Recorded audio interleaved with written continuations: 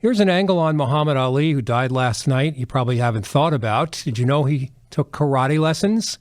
Well, joining us right now is the man who taught him, four-time national karate champion George Dillman. Can you share your thoughts with us on the death of Muhammad Ali?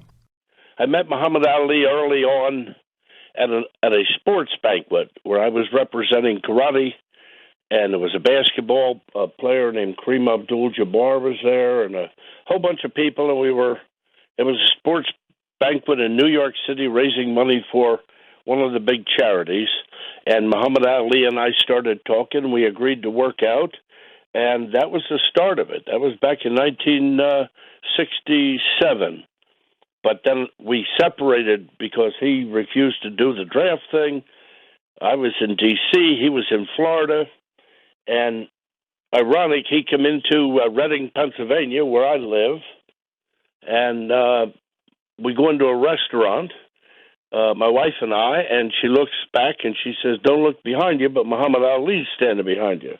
And at first I thought she was joking, but I looked back and sure enough, there he was. He came to this area, and after a bunch of years, almost 5 years, he said to me, "I don't remember your name, but aren't you that karate guy that said he could whoop me?"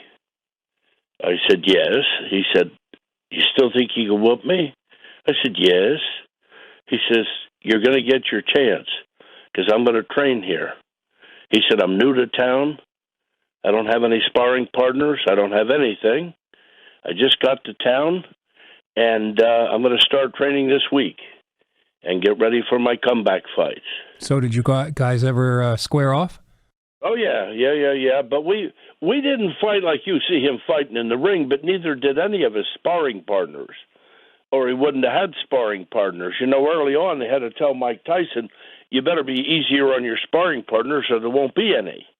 And Muhammad Ali would more or less, I don't want to call it shadow boxing because he would hit and I would hit, but he did it for motion, movement, and speed. And if you watch him in the ring, he had motion, movement, and swing, and proper timing.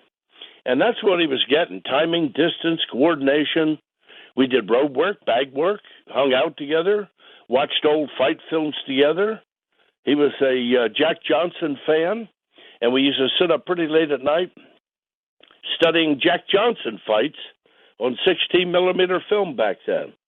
And that was the story of it. We became very close friends.